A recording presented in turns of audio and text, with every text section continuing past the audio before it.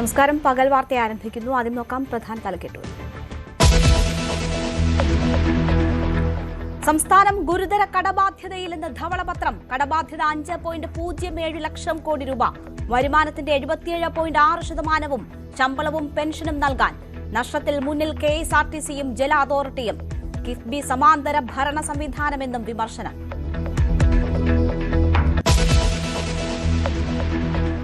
വിരമിക്കൽ പ്രായം ഉയർത്തണമെന്ന് ധവളപത്രം. Bevco, civil supplies എന്നിവ ലയിപ്പിച്ച് ഒറ്റ കോർപ്പറേഷനാക്കണം. ധവളപത്രത്തിലെ ശുപാർശകൾ പലതും രാഷ്ട്രീയ വിവാദത്തിന് വഴിവെക്കുന്നത്. ധവളപത്രത്തിൽ നിയോജനക്കുറിപ്പുമായി പ്രതിപക്ഷം. എല്ലാ ഗവൺമെന്റുകളും, ഞങ്ങളതായാലും UDFന്റേതായാലും ധനകാര്യ വകുപ്പാണ് ഇത് തയ്യാറാക്കിയിട്ടുള്ളത്. സർ, ഇവിടെ ധനകാര്യ വകുപ്പല്ല തയ്യാറാക്കിയത്. പ്രതിപക്ഷ ആക്ഷേപം തള്ളി മുഖ്യമന്ത്രി. ഒരു ഡോക്യുമെന്റും പുറത്തേക്ക് പോയിട്ടില്ല. ധനകാര്യ വകുപ്പിന്റെ നേതൃത്വത്തിലാണ് ഇത് തയ്യാറാക്കിയിരിക്കുന്നത്. ക്യാബിനറ്റിന്റെ അനുമതിയോടുകൂടിയാണ് തയ്യാറാക്കിയിരിക്കുന്നത്. ക്യാബിനറ്റിന്റെ അപ്രൂവൽ ഈ വൈറ്റ് പേപ്പറിനുണ്ട്.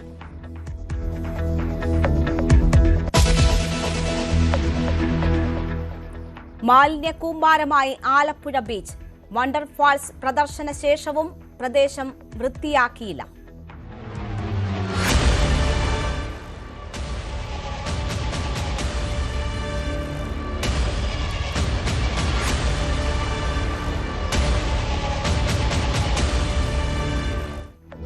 വാട്ടർ തീം പാർക്കിലെ കനാലിലെ മത്സ്യങ്ങൾ ചത്തുപൊങ്ങി.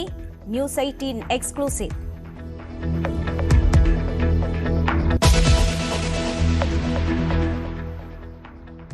ADM നവീൻ ബാബുവിന്റെ മരണത്തിൽ CBI അന്വേഷണത്തിന് ശുപാർശ. മകൾക്ക് ആശ്രിത നിയമനം നൽകും. തീരുമാനം മന്ത്രിസഭാ യോഗത്തിൽ.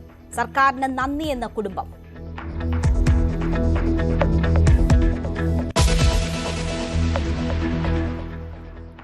കാലവർഷം സംസ്ഥാന തീരത്തേക്ക്. പലയിടങ്ങളിലും കനത്ത മഴ. 8 ജില്ലകളിൽ ഓറഞ്ച് അലർട്ട്. ശക്തമായ കാറ്റിനും സാധ്യത.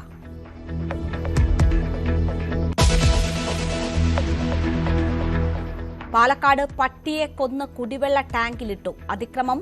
20 കുടുംബങ്ങൾ കുടിവെള്ളത്തിന് ആശ്രയിക്കുന്ന ടാങ്കറിൽ. പട്ടിയുടെ ജഡം അഴുകിയ നിലയിൽ. ശക്തമായ നടപടി വേണമെന്ന നാട്ടുകാർ. പോലീസ് അന്വേഷണം തുടങ്ങി.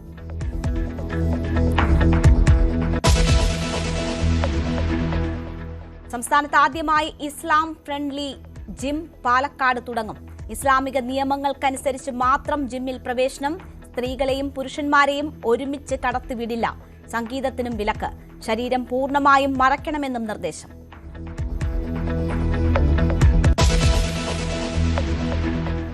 ബീഹാറിലെ സ്വകാര്യ ആശുപത്രിയിലെ ICU വാർഡിൽ തീപിടുത്തം. 4 രോഗികൾ മരിച്ചു. ഷോർട്ട് സർക്യൂട്ട് എന്ന നിഗമനം. ഡൽഹി ഹോട്ടലിലെ തീപിടുത്തത്തിൽ ഉന്നതതല അന്വേഷണം.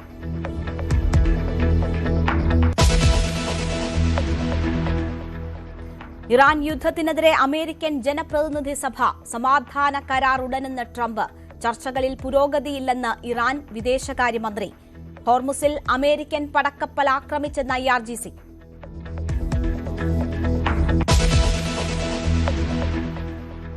ക്രിക്കറ്റ് ആരാധകരുടെ കണ്ണുകൾ സഞ്ജു സാംസണിലേക്ക്. ഇന്ത്യൻ T20 ക്യാപ്റ്റനാകാൻ സഞ്ജുവും പരിഗണനയിൽ. സഞ്ജുവിനൊപ്പം ശ്രേയസ് അയ്യരും തിലക് വർമ്മയും മത്സര രംഗത്ത്.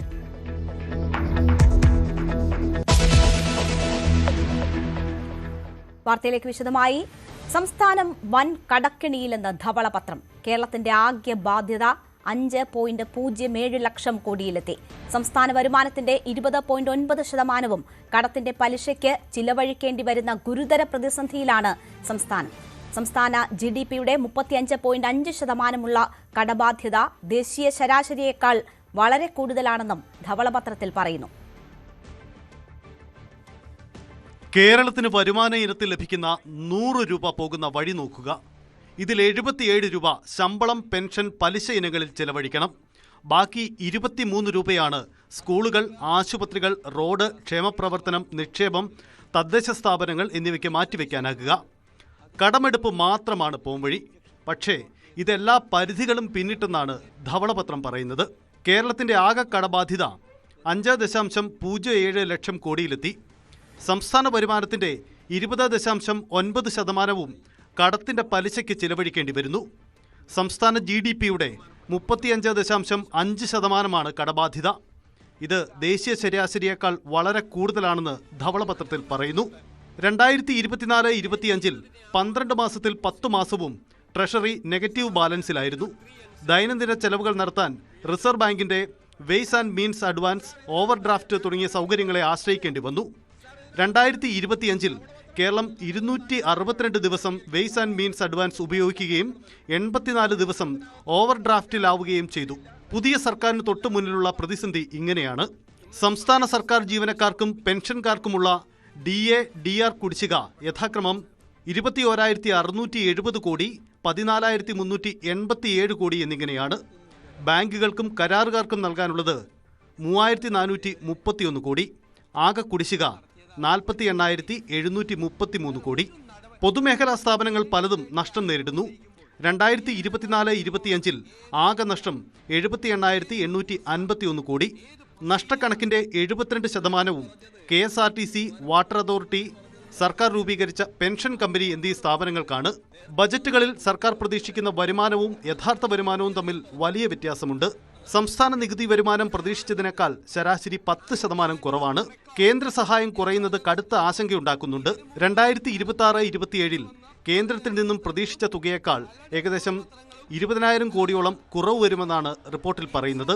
റിപ്പോർട്ടിന്റെ മറ്റ് ശുപാർശകൾ ഇവയാണ്: ധനകാര്യ നിയന്ത്രണം ശക്തമാക്കുക, സർക്കാർ ചെലവുകൾ പുനഃക്രമീകരിക്കുക, നഷ്ടത്തിലോടുന്ന പൊതുമേഖലാ സ്ഥാപനങ്ങളിൽ പരിഷ്കാരം കൊണ്ടുവരിക, സ്വകാര്യ നിക്ഷേപം കൂടുതൽ ആകർഷിക്കുക, വ്യവസായ വികസനത്തിനും തൊഴിൽ സൃഷ്ടിക്കും മുൻഗണന നൽകുക, വൈദ്യുതി ഉൾപ്പെടെയുള്ള അടിസ്ഥാന സൗകര്യ മേഖലകളിൽ സ്വകാര്യ നിക്ഷേപം പ്രോത്സാഹിപ്പിക്കുക എന്നിവയും ഈ റിപ്പോർട്ടിന്റെ ശുപാർശകളിൽ ഉൾപ്പെടുന്നു. News desk, news 18. കിഫ്ബി സംവിധാനം പൊളിച്ചെഴുതണമെന്നും ധവളപത്രം. കിഫ്ബിയുടെ രൂപീകരണത്തെ ധീരമായ നടപടിയെന്ന് വിശേഷിപ്പിക്കുന്നുണ്ടെങ്കിലും പുതിയ സാഹചര്യത്തിൽ കിഫ്ബിക്ക് ഇനി പ്രസക്തിയില്ല എന്നാണ് റിപ്പോർട്ടിൽ പറയുന്നത്. കിഫ്ബി വഴി സംസ്ഥാനത്തിനുണ്ടായ ബാധ്യത 56,000 കോടിയാണെന്നാണ് ധവളപത്രത്തിൽ പറയുന്നത്. ധവളപത്രത്തിൽ കിഫ്ബി പരാമർശിക്കുന്നത് ഇങ്ങനെയാണ്: കിഫ്ബിയുടെ അടിസ്ഥാന ആശയം ഇപ്പോൾ തകരാറിലായിരിക്കുകയാണ്. അതിൻ്റെ വായ്പകൾ ഇപ്പോൾ സംസ്ഥാനത്തിൻ്റെ വായ്പകളാണ്. നിലവിലെ രൂപത്തിൽ തുടരണമോ എന്നതിനപ്പുറം ബാധ്യതകൾ എങ്ങനെ കൈകാര്യം ചെയ്യണം, ഘടന പൊളിച്ചെഴുതണം, നല്ല വശങ്ങൾ നിലനിർത്തണം എന്നിവയ്ക്കാണ് പ്രാധാന്യം നൽകേണ്ടത്. കിഫ്ബിയുടെ രൂപീകരണത്തെ ധീരമായ നടപടിയെന്നാണ് റിപ്പോർട്ടിൽ പറയുന്നത്. പദ്ധതികളുടെ പരിശോധന, സാങ്കേതിക മേൽനോട്ടം, ഡിജിറ്റൽ മാനേജ്മെന്റ്, ഗുണനിലവാര നിയന്ത്രണം എന്നിവയിൽ കിഫ്ബി മികച്ചതായിരുന്നു. പക്ഷേ ഇനി ഇങ്ങനെ തുടരേണ്ടതില്ലെന്നാണ് ധവളപത്രത്തിലെ ശുപാർശ. കിഫ്ബിക്ക് ഏകദേശം 21,000 കോടി വായ്പാ ബാധ്യത ബാക്കിയുണ്ട്. ഇതിനകം അംഗീകരിച്ച പദ്ധതികളിൽ 35,000 കോടിയിലധികം ഇനിയും ചെലവിടാനുമുണ്ട്. അതായത് സംസ്ഥാനത്തിന് മുന്നിലുള്ള ആകെ ബാധ്യത കിഫ്ബി വഴി ഏകദേശം 56,000 കോടിയാണ്. കിഫ്ബിയുടെ വായ്പാ ചെലവ് 1 മുതൽ 1.5% വരെ കൂടുതലാണ്. സർക്കാർ നേരിട്ട് വായ്പയെടുക്കുന്നതാണ് ഇതിലും ലാഭം. കിഫ്ബി വായ്പകളെല്ലാം സർക്കാർ വായ്പകളായി മാറിക്കഴിഞ്ഞു. ബജറ്റിന് പുറത്ത് കടമെടുക്കുകയെന്ന ആശയത്തിന് ഇനി നിലനിൽപ്പില്ല. കിഫ്ബി പദ്ധതി അനുവദിച്ചതിൽ അസന്തുലിതാവസ്ഥ ഉണ്ടായിട്ടുണ്ട്. കണ്ണൂർ ജില്ലയ്ക്ക് 20%-ലധികം പദ്ധതി വിഹിതം ലഭിച്ചു. തിരുവനന്തപുരം, എറണാകുളം എന്നീ ജില്ലകൾ കൂടി ചേർത്താൽ ഏകദേശം പകുതി ഫണ്ടും 3 ജില്ലകളിലേക്ക് കേന്ദ്രീകരിച്ചു. റിപ്പോർട്ടിന്റെ മറ്റു ശുപാർശകൾ ഇങ്ങനെയാണ്: കിഫ്ബിയെ ബന്ധപ്പെട്ട വകുപ്പുകളുടെയും ധനവകുപ്പിന്റെയും നേരിട്ടുള്ള നിയന്ത്രണത്തിലേക്ക് കൊണ്ടുവരണം. CAGയുടെ ഓഡിറ്റ് നടത്തണം. കിഫ്ബിയുടെ ഭാവിയെക്കുറിച്ച് സർക്കാർ അടിയന്തര തീരുമാനമെടുക്കണമെന്നും റിപ്പോർട്ടിൽ പറയുന്നു. News desk, news 18. വരുമാനം മെച്ചപ്പെടുത്താനും ചെലവ് ലഘൂകരിക്കാനും ധവളപത്രത്തിൽ മുന്നോട്ട് വയ്ക്കുന്ന പല ശുപാർശകളും സർക്കാരിനെ കുഴയ്ക്കുന്നതും വലിയ രാഷ്ട്രീയ വിവാദങ്ങൾക്ക് വഴിവെക്കുന്നതുമാണ്. മാറിവരുന്ന സർക്കാരുകൾക്ക് കൈപൊള്ളിയ വിരമിക്കൽ പ്രായം ഉയർത്തൽ മുതൽ പൊതുമേഖലാ സ്ഥാപനങ്ങൾ സ്വകാര്യവൽക്കരിക്കുകയോ അടച്ചുപൂട്ടുകയോ ചെയ്യണമെന്നതുൾപ്പെടെയാണ് ശുപാർശകൾ. ലാഭനഷ്ട കണക്കുകൾ വിവരിക്കുന്ന ധവളപത്രത്തിൽ സാമ്പത്തിക സ്ഥിതി മെച്ചപ്പെടുത്താൻ പരിഷ്കരണങ്ങൾ അനിവാര്യം. പക്ഷേ ശുപാർശകൾ പലതും സംസ്ഥാനത്ത് രാഷ്ട്രീയ കോളിളക്കത്തിന് വഴിയൊരുക്കുന്നതാണ്. വിരമിക്കൽ പ്രായം ഉയർത്തണമെന്നതാണ് പ്രധാന ശുപാർശ. വിരമിക്കൽ പ്രായം 60 വയസ്സാക്കണം. ശമ്പള പരിഷ്കരണം 10 വർഷത്തിലൊരിക്കലെന്ന കേന്ദ്ര മോഡൽ നടപ്പാക്കണം. പ്രതിഷേധം ഭയന്ന് ഇടത് സർക്കാർ നേരത്തെ ആലോചിച്ച് ഉപേക്ഷിച്ചതാണിത്. മദ്യവിൽപ്പന നടത്തുന്ന ബെവറേജസ് കോർപ്പറേഷൻ ലാഭത്തിലാണ്. എന്നാൽ സാധാരണക്കാരൻ വിലക്കയറ്റം കൊണ്ട് പൊറുതിമുട്ടുമ്പോൾ വിപണി ഇടപെടൽ നടത്തേണ്ട സിവിൽ സപ്ലൈസ് കോർപ്പറേഷൻ നഷ്ടത്തിലും. നഷ്ടം നികത്താൻ സപ്ലൈകോയും ബെവ്കോയും ലയിപ്പിച്ച് ഒരൊറ്റ കോർപ്പറേഷൻ ആക്കണമെന്നാണ് ധവളപത്രത്തിലെ ശുപാർശ. ഇതിന് തടസ്സങ്ങൾ നിരവധിയുണ്ട്. ഒപ്പം മദ്യപാനം പ്രോത്സാഹിപ്പിക്കുന്നെന്ന പ്രതീതി ജനിപ്പിക്കുമെന്ന അഭിപ്രായവും ഉയർന്നേക്കും. വൈദ്യുതി ഉൽപാദനം കൂട്ടണം. ഊർജ്ജ ഉൽപാദനത്തിന് ആണവ നിലയങ്ങൾ. ഊർജ്ജമേഖല സ്വകാര്യ നിക്ഷേപത്തിന് തുറന്നുകൊടുക്കണം. തന്ത്രപ്രധാനമല്ലാത്ത പൊതുമേഖലാ സ്ഥാപനങ്ങൾ സ്വകാര്യവൽക്കരിക്കുകയോ പൂട്ടുകയോ ചെയ്യണം. സബ്സിഡികൾ സാമ്പത്തികമായി പിന്നോക്കം നിൽക്കുന്ന അർഹതയുള്ളവർക്ക് മാത്രമാക്കി ചുരുക്കണമെന്നും ശുപാർശ. സംസ്ഥാനത്ത് മെച്ചപ്പെട്ട തൊഴിൽ സാഹചര്യം ഒരുക്കാൻ കഴിയാത്തതിനാൽ നാട്ടിൽ ഉന്നത വിദ്യാഭ്യാസം പൂർത്തിയാക്കിയ 22 ലക്ഷം പേർ വിദേശത്താണ്. ക്ഷേമപ്രവർത്തനങ്ങൾ മാത്രം കൊണ്ട് സംതൃപ്തരാകാത്ത തലമുറയാണിത്. സ്വപ്നങ്ങൾ സാക്ഷാത്കരിക്കാൻ കെൽപ്പുള്ള ഭരണകൂടത്തെയാണ് അവർ പ്രതീക്ഷിക്കുന്നതെന്നും പറയുന്നു ധവളപത്രത്തിൽ. തലകീഴായി പ്രവർത്തിക്കുന്നുവെന്ന് സമിതി കണ്ടെത്തിയ പലതും നേരെയാക്കാനുള്ള ശുപാർശകൾ നടപ്പിലാക്കണമെങ്കിൽ രാഷ്ട്രീയ സാങ്കേതിക കടമ്പകൾ നിരവധിയെന്ന് ചുരുക്കം. News desk, news 18. മുഖ്യമന്ത്രി വി.ഡി. സതീശൻ സഭയിൽ വെച്ച ധവളപത്രം ചട്ടപ്രകാരമല്ലെന്നും രാഷ്ട്രീയ രേഖ മാത്രമെന്നും പ്രതിപക്ഷം നിയമസഭയിൽ. ഇതുവരെ വെച്ച എല്ലാ ധവളപത്രങ്ങളും രാഷ്ട്രീയ രേഖയായിരുന്നുവെന്നും ഇത് സംസ്ഥാനത്തിന്റെ സാമ്പത്തിക ആരോഗ്യം വ്യക്തമാക്കുന്ന ശരിയായ സ്റ്റേറ്റ്മെന്റ് ആണെന്നുമായിരുന്നു മുഖ്യമന്ത്രിയുടെ മറുപടി. ധനവകുപ്പിലെ ഉദ്യോഗസ്ഥരെ ഒഴിവാക്കി പുറത്തുനിന്നുള്ളവരെ കൊണ്ട് ധവളപത്രം തയ്യാറാക്കിയത് ശരിയായില്ലെന്നും പ്രതിപക്ഷം ചൂണ്ടിക്കാട്ടി. ചട്ടവിരുദ്ധമായി ഒന്നും ചെയ്തിട്ടില്ലെന്നും മന്ത്രിസഭ അംഗീകരിച്ച ധവളപത്രമാണ് സഭയിൽ വെച്ചതെന്നുമായിരുന്നു സർക്കാരിന്റെ ഇതിനുള്ള മറുപടി. ഒരു ഡോക്യുമെന്റും പുറത്തേക്ക് പോയിട്ടില്ല. ധനകാര്യ വകുപ്പിന്റെ നേതൃത്വത്തിലാണ് ഇത് തയ്യാറാക്കിയിരിക്കുന്നത്. ക്യാബിനറ്റിന്റെ അനുമതിയോടുകൂടിയാണ് തയ്യാറാക്കിയിരിക്കുന്നത്. ക്യാബിനറ്റിന്റെ അപ്രൂവൽ ഈ വൈറ്റ് പേപ്പറിനുണ്ട്. മുഴുവൻ നടപടിക്രമങ്ങൾ പബ്ലിക് ഡൊമൈനിലുള്ള ഡോക്യുമെന്റാണ് ഇതെല്ലാം. ഈ ഫിനാൻസ് ഡിപ്പാർട്ട്മെന്റ് ഔദ്യോഗികമായി ഇറക്കാതെ പുറത്തുനിന്നുള്ള 2-3 ആരായാലും അങ്ങനെ വെക്കുന്ന കാര്യം ശരിയാവുമോ എന്നുള്ളതാണ് സാർ ഒരു പ്രധാന പ്രശ്നം. പിന്നെ ധവളപത്രത്തിനകത്തുള്ള കാര്യങ്ങൾ വരുമ്പോൾ അതിനകത്ത് നോക്കിയിട്ട് പറയാം സാർ. ധവളപത്രം ഇറക്കുന്നതിനകത്തോ കാര്യം വരുന്നതിനകത്തോളം തർക്കമല്ല. നാളെ ഇതൊരു പ്രീസിഡന്റ് ആയിട്ട് എടുത്തിട്ട് ആർക്കും ഇങ്ങനെ ഗവൺമെന്റിന്റെ ഔദ്യോഗിക രേഖ, സാർ രേഖകൾ എന്ന് പറഞ്ഞാൽ വളരെ സീക്രട്ടാണ്. നമ്മൾ എങ്ങനെയായിരിക്കും ഈ മാസം, അടുത്ത മാസം, അതിനടുത്ത മാസത്തെ ഫിനാൻസ് എന്ന് അറിയുന്നത് വളരെ കുറച്ച് ആൾക്കാർ അറിയാവോ. അറിയുന്നവരല്ലെങ്കിൽ സാർ നമ്മുടെ സംസ്ഥാനത്തിന്റെ അത് LDF ആയിക്കോട്ടെ UDF ആയിക്കോട്ടെ ഗവൺമെന്റിന്റെ ആക്ടിവിറ്റിയെ മൊത്തം തകിടം മറിക്കാൻ പറ്റും ആ രഹസ്യം പുറത്തു പോയാൽ. അങ്ങനെ രഹസ്യം പുറത്തേക്ക് കൊടുത്തിട്ട് ഒരു ധവളപത്രം ഇറക്കുന്നത് ശരിയല്ല. ഡിപ്പാർട്ട്മെന്റിനകത്ത് വളരെ കോൺഫിഡൻഷ്യൽ ആയിട്ട് വേണം. സീക്രട്ട് സെക്ഷൻ പോലെയുള്ള സെക്ഷനുകൾ എന്തിനാ സാർ അവിടെ? ഏജിക്ക് പോലും കൊടുക്കാത്ത കണക്ക് പുറത്തെടുത്തിട്ട് കൊടുത്തിട്ടാണോ തയ്യാറാക്കുന്നതെങ്കിൽ അത് അത്ര ശരിയായ ഒരു കാര്യമല്ല. അതൊരു ഭരണഘടനാ ലംഘനമാണ്, സത്യപ്രതിജ്ഞാ ലംഘനമാണ്. ഈ ഗവൺമെന്റിന്റെ സർക്കാരിന്റെ ഒരു വർഷത്തേക്ക് 2 ലക്ഷമോ 2.25 ലക്ഷമോ കോടി കൈകാര്യം ചെയ്യാനുള്ള ചുമതല ഏൽപ്പിച്ചിരിക്കുന്ന സർക്കാർ, എക്സ്ചക്കർ ഏൽപ്പിച്ചിരിക്കുന്ന സർക്കാർ, അതിന്റെ ധനകാര്യമന്ത്രി, വകുപ്പ് ഈ കാര്യങ്ങൾ രഹസ്യമായി കൈകാര്യം ചെയ്യുന്നതിന് പകരം ഡിപ്പാർട്ട്മെന്റ് ഉദ്യോഗസ്ഥന്മാരെ വിശ്വാസത്തിലെടുക്കുന്നതിന് പകരം പരസ്യമായിട്ടല്ല ചെയ്യേണ്ടത്. Integrity of the officers and not the particular people. ഞാനത് ക്വസ്റ്റ്യൻ ചെയ്യുന്നില്ല. പക്ഷേ ഇതൊരു പ്രസിഡന്റ് ആണ്. ആ പ്രസിഡന്റ് ഒക്കെ നാളെ ആരെയും കൊണ്ടുവന്ന് ചെയ്യിക്കാം. അത് ചെയ്യാൻ പാടില്ല. വിശദാംശങ്ങളുമായി വി അരുൺ നമുക്കൊപ്പം ചേരുകയാണ്. അരുൺ, ധവളപത്രം എന്ന ഉമ്മാക്കി കാണിച്ച് വായടപ്പിക്കേണ്ട എന്നതായിരുന്നു കഴിഞ്ഞ ദിവസം പ്രതിപക്ഷ നേതാവ് സഭയിൽ പറഞ്ഞത്. ഇപ്പോൾ ധവളപത്രം അവതരിപ്പിച്ച് കഴിയുമ്പോൾ അതിൽ ചട്ടലംഘനമാണ് അതിന്റെ രൂപീകരണം എന്നതുൾപ്പെടെയുള്ള വാദങ്ങൾ ഉയർത്തുന്നുണ്ട് പ്രതിപക്ഷം. വലിയ വിവാദങ്ങളാകുന്ന പല നിർദ്ദേശങ്ങളും വരുന്നു. എങ്ങനെയാണ് ധവളപത്രത്തിൽ പൊതുവെയുള്ള ചർച്ചകൾ? രേണുക, ധവളപത്രം ഉമ്മാക്കിയല്ല, കഴിഞ്ഞ 10 വർഷത്തെ ധന ദുർവിനിയോഗത്തിന്റെ ഫിനാൻഷ്യൽ മിസ്മാനേജ്മെന്റിന്റെ കണ്ണാടിയാണ്. നിങ്ങൾ ആ കണ്ണാടി നോക്കണമെന്നാണ് പ്രതിപക്ഷത്തോട് മുഖ്യമന്ത്രി വി.ഡി. സതീശൻ പറഞ്ഞത്. നേരത്തെ ഈ ധവളപത്രം അവതരിപ്പിക്കുന്നതിന് മുമ്പ് തന്നെ ഒരു വിയോജനക്കുറിപ്പ് മുൻ ധനമന്ത്രി കൂടിയായ KN ബാലഗോപാൽ മുന്നോട്ട് വച്ചിരുന്നു. അത് ചട്ടപ്രകാരമല്ല. ധവളപത്രം ഇറക്കുന്നതിനെ പ്രതിപക്ഷം എതിർക്കുന്നില്ല, പക്ഷേ ചട്ടപ്രകാരമല്ല. ഇത്തരത്തിൽ ധവളപത്രം തയ്യാറാക്കേണ്ടത് ധനവകുപ്പിലെ ഉദ്യോഗസ്ഥരാണ്. അതിന് പകരം പുറത്തുനിന്നുള്ള ആളുകളെ കൊണ്ടുവന്ന് ധവളപത്രം തയ്യാറാക്കിയത് മന്ത്രിമാരുടെ സത്യപ്രതിജ്ഞ ലംഘനം കൂടിയാണ് എന്ന ഒരു വിമർശനമാണ് പ്രതിപക്ഷം ആദ്യഘട്ടത്തിൽ ഉന്നയിച്ചത്. അതിന് മുഖ്യമന്ത്രി മറുപടി പറഞ്ഞു, ഒരു രഹസ്യ രേഖയുമല്ല ഇത്, പൊതുയിടങ്ങളിൽ ആർക്കും കിട്ടാവുന്ന രേഖ മാത്രമല്ല ഈ ഉദ്യോഗസ്ഥർ ഇതിലേറ്റവും അനുയോജ്യരായ യോഗ്യരായ ആളുകളെ കൊണ്ടുവന്നാണ് ധവളപത്രം തയ്യാറാക്കിച്ചത്. എന്താണ് സംസ്ഥാനത്തെ യഥാർത്ഥ ധനസ്ഥിതി എന്ന് വ്യക്തമാക്കുന്ന ഒരു രേഖയാണ് അത്. പൊളിറ്റിക്കൽ സ്റ്റേറ്റ്മെന്റ് മാത്രമാണ്, പൊളിറ്റിക്കൽ ഡോക്യുമെന്റ് മാത്രമാണെന്നാണ് പ്രതിപക്ഷ നേതാവ് അടക്കമുള്ളവർ വിമർശിച്ചത്. എന്നാൽ അതിനെ പൂർണ്ണമായും മുഖ്യമന്ത്രിയും സർക്കാരും തള്ളുന്നു. ഇത് പൂർണ്ണമായും സംസ്ഥാനത്തിന്റെ ധന ആരോഗ്യസ്ഥിതി വ്യക്തമാക്കുന്ന രേഖയാണെന്ന് അദ്ദേഹം പറഞ്ഞു.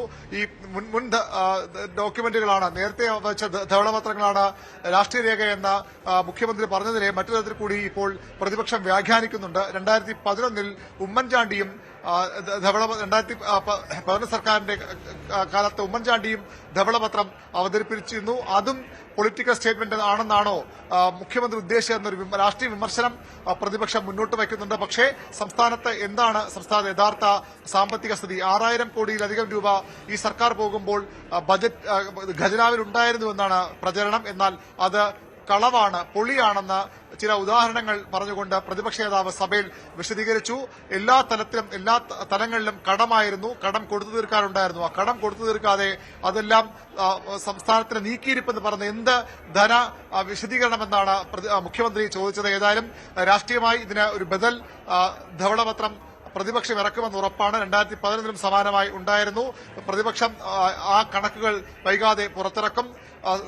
വി.ഡി. സതീശൻ സഭയിൽ വച്ച ധവളപത്രത്തെ ഖണ്ഡിക്കാൻ ഓരോ പ്രധാനപ്പെട്ട ഭാഗങ്ങൾക്കും മറുപടി പറഞ്ഞുകൊണ്ട് പ്രതിപക്ഷത്തിന്റെ ധവളപത്രം വരും. ഏതായാലും വരും ദിവസങ്ങളിലെ രാഷ്ട്രീയ ചർച്ചയായി കൂടി ധവളപത്രം മാറുകയാണ്. സംസ്ഥാനത്ത് ഏതാണ്ട് 6000 കോടിക്കടുത്ത് നീക്കിയിരുപ്പ് ഈ സർക്കാർ അധികാരത്തിൽ ഏൽക്കുമ്പോൾ ഉണ്ടായിരുന്നുവെന്ന അന്നത്തെ സർക്കാരിന്റെ ഇന്നത്തെ പ്രതിപക്ഷത്തിന്റെ വാദത്തെ പൊളിക്കുകയാണ്, തള്ളുകയാണ് മുഖ്യമന്ത്രി ചെയ്തത്. ഈ സർക്കാർ അധികാരത്തിലേറ്റ ദിവസം 2000 കോടി മാത്രമാണ് നീക്കിയിരിപ്പുണ്ടായിരുന്നത്. ബാക്കിയുണ്ടായിരുന്നത് അതും കൊടുത്തു തീർക്കാൻ അതിലേറെ ബാധ്യതകളുണ്ടായിരുന്നു. ആ ബാധ്യതകൾ കണക്ക് കൂട്ടാതെ, ബാധ്യതകൾ കണക്കിലെടുക്കാതെയുള്ള അവകാശവാദമാണ്, വ്യാജ പ്രചരണമാണ് ഇടത് കേന്ദ്രങ്ങളും പ്രതിപക്ഷവും നടത്തിയെന്ന വിമർശനമാണ് മുഖ്യമന്ത്രി ഉന്നയിച്ചത്. അല്പസമയത്തിനകം മുഖ്യമന്ത്രി വി.ഡി. സതീശൻ മാധ്യമങ്ങളെ കാണും. അദ്ദേഹം ഈ ധവളപത്രവുമായി ബന്ധപ്പെട്ട കൂടുതൽ കാര്യങ്ങൾ ഇവിടെ വിശദീകരിക്കും. ശരി, വി അരുണാണ് വിവരങ്ങൾ നൽകിയത്. എന്തായാലും വലിയ ചർച്ച ധവളപത്രവുമായി ബന്ധപ്പെട്ട് ഉയരുകയാണ്. ഇനി മറ്റു വാർത്തകളിലേക്ക്. മാലിന്യ കൂമ്പാരമായി ആലപ്പുഴ നഗരം. മനോഹരമായ ബീച്ചും പരിസര പ്രദേശവുമാണ് കക്കൂസ് മാലിന്യവും പ്ലാസ്റ്റിക് വേസ്റ്റുകളും കൊണ്ട് നിറഞ്ഞിരിക്കുന്നത്. 2 മാസമായി ബീച്ചിൽ നടന്ന കോടികൾ ലാഭം കൊയ്ത സിയാൻ എന്ന കമ്പനിയുടെ വണ്ടർ ഫോൾസ് എന്ന പ്രദർശനത്തിന് ശേഷമാണ് ഗുരുതരമായ പാരിസ്ഥിതിക ആഘാതമുണ്ടാക്കുന്ന മാലിന്യ നിക്ഷേപം ബീച്ചിൽ കുമിഞ്ഞുകൂടിയത്. ആയിരക്കണക്കിന് ജനങ്ങൾ വന്നുപോകുന്ന ബീച്ചിൽ നിരവധി കക്കൂസ് ടാങ്കുകളും നിർമ്മിച്ചിട്ടുണ്ട്. വെള്ളത്തിൽ നിന്ന് 5 മീറ്റർ പോലും അകലത്തിലല്ല കക്കൂസ് ടാങ്കുകൾ. പ്രദർശനത്തിന്റെ ഭാഗമായി ഇരുമ്പ് ഉപയോഗിച്ച് നിർമ്മിച്ച ഉയരത്തിലുള്ള ഭിത്തികൾ മഴക്കാലമായതോടെ വൻ അപകട ഭീഷണിയാണ് ഒരുക്കുന്നത്. ചെറിയ കാറ്റിൽ കടയുടെ മേൽക്കൂര തകർന്ന് 19കാരി മരിച്ചിട്ട് മാസങ്ങൾ മാത്രമാണ് പിന്നിടുന്നത്. CRZ മേഖലയിൽ അതീവ സംരക്ഷിത ഇടമായ ഹൈ റൈഡ് ലൈനിലാണ് പാരിസ്ഥിതികാഘാതമുണ്ടാക്കുന്ന നിർമ്മാണം മുഴുവൻ നടക്കുന്നത്. മേഖലയിൽ ഭൂഗർഭ ജലവകുപ്പിന്റെ അനുമതി കൂടാതെ കുഴൽക്കിണറടക്കം കുഴിച്ചിട്ടുണ്ട്. പ്രദർശനം അവസാനിച്ച് 15 ദിവസം പിന്നിടുമ്പോൾ ആലപ്പുഴ ബീച്ച് പ്ലാസ്റ്റിക് ഉൾപ്പെടെ വിവിധ മാലിന്യങ്ങളുടെ ശവപ്പറമ്പായി മാറിക്കഴിഞ്ഞിരിക്കുന്നു.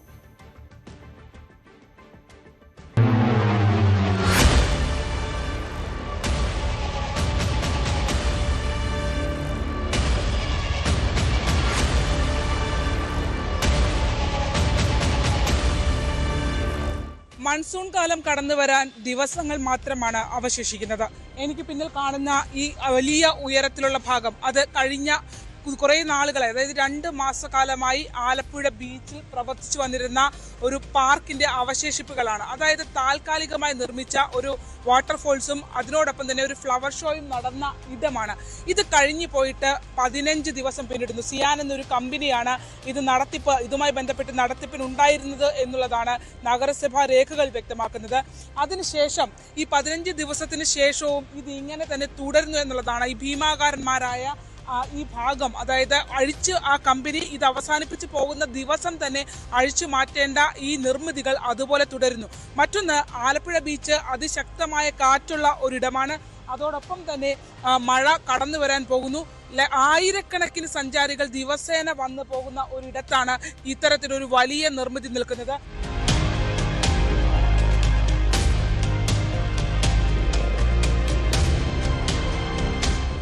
ഗുരുതരമായ ദുരന്തം ഉണ്ടാകാനുള്ള സാധ്യതയാണ്. കാരണം കഴിഞ്ഞ വർഷം ഈ കടകളിൽ ഏതൊരു കട മറിഞ്ഞു വീണ ഒരു കുട്ടി മരിച്ചു. ഇത്രയും വലിയ കൂറ്റൻ നിർമ്മിതി കയറി നിന്നപ്പോൾ വീണതാണ്. അപ്പോൾ ഇതുപോലെ നിരവധി സഞ്ചാരികൾ, കുട്ടികളൊക്കെ വരുന്നുണ്ട്, ടീനേജ് കുട്ടികളൊക്കെ ഒരുപാട് വരുന്നത്. അപ്പോൾ ഈ ആംഗിളിൽ ഈ പൈപ്പിൽ മാത്രമാണ് ഇതിന് അടിയിൽ ഫൗണ്ടേഷൻ ഒന്നും ഇല്ലല്ലോ, പൈപ്പിൽ നിൽക്കും.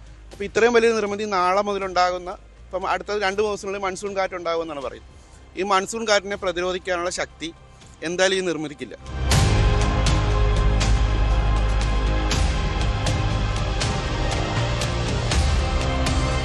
ഇതുണ്ട്, ഇത് നമ്മൾ ടോയ്ലറ്റ് എന്നൊക്കെ പറയും. പക്ഷേ ഈ ടോയ്ലറ്റ് EMBO എന്നല്ല, ഇത് സിമൻറ്റ് ടാങ്ക്, താഴെ വശത്ത് മൂടിയില്ലാത്ത സിമൻറ്റ് ടാങ്ക് താത്തിയിട്ട് അതിനകത്ത് കക്കൂസ് മാലിന്യം മനുഷ്യ വിസർജ്യം ശേഖരിച്ചിരിക്കുകയാണ്. ഇതിൻ്റെ പ്രശ്നം എന്ന് പറഞ്ഞാൽ ഇത് വരെ ഉപേക്ഷിച്ച് പോകും. ഇത് JCB കൊണ്ട് ഇടിച്ച് പൊളിച്ച് മണ്ണിൽ ഉപേക്ഷിച്ചിട്ട് പോകും. എല്ലാ വർഷവും ഇത് ഉപേക്ഷിച്ചിട്ട് പോകുന്നത്. ഈ മണ്ണിലാണ് ഇവിടുത്തെ കൊച്ചു കുട്ടികളൊക്കെ വന്ന് മണ്ണ് വാരിയും എല്ലാം കളിക്കുന്ന ഈ മണ്ണിലാണ്.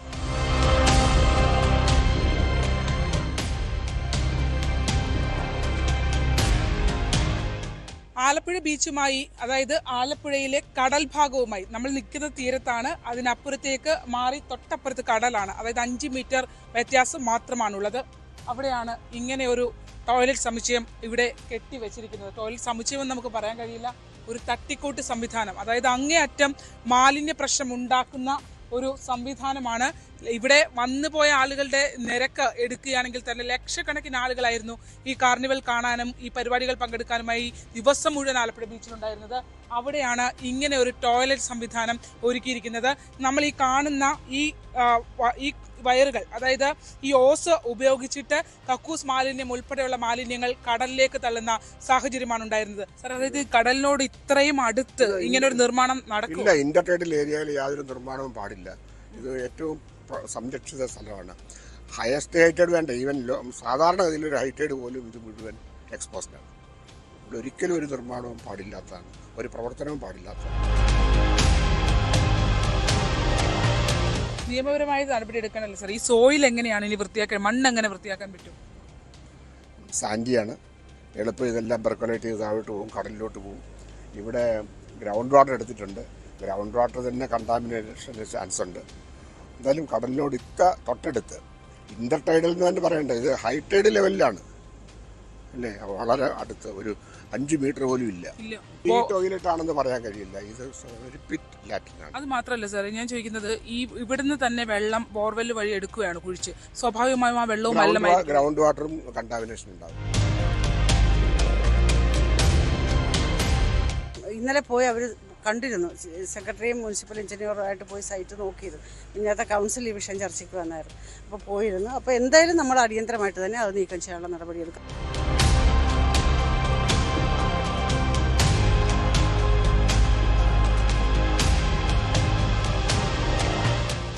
രണ്ട് മാസക്കാലം നടന്ന ഈ ഒരു സംഭവ വികാസങ്ങൾക്ക് മേൽ മറ്റു തുടർ നടപടികൾ, ഇതിൽ ഏറ്റവും പ്രധാനപ്പെട്ട തീരം എന്ന് പറയുന്നത് പോർട്ടിൻ്റെതാണ്, പോർട്ടിന്റെ ഉടമസ്ഥതയിലുള്ളതാണ്. പോർട്ട് ഇതിനകത്ത് എന്ത് നടപടി സ്വീകരിച്ചു എന്നുള്ളത് പ്രധാനപ്പെട്ട ചോദ്യമാണ്.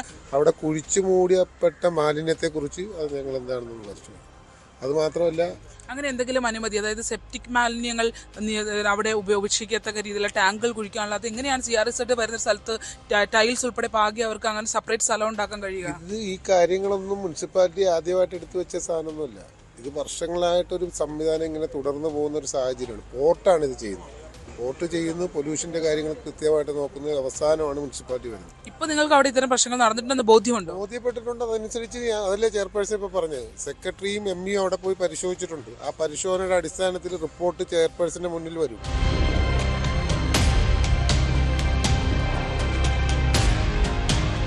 നിയമാനുസൃതമല്ലാത്ത ഓർഡറുകൾ വാങ്ങിക്കൊണ്ടാണ് ഈ കാർണിവൽ നടത്തുന്നത്. അതിന് പല മേഖലകളിൽ നിന്നായിട്ടുള്ള പിന്തുണ അവർക്ക് ലഭിക്കുന്നുണ്ട്.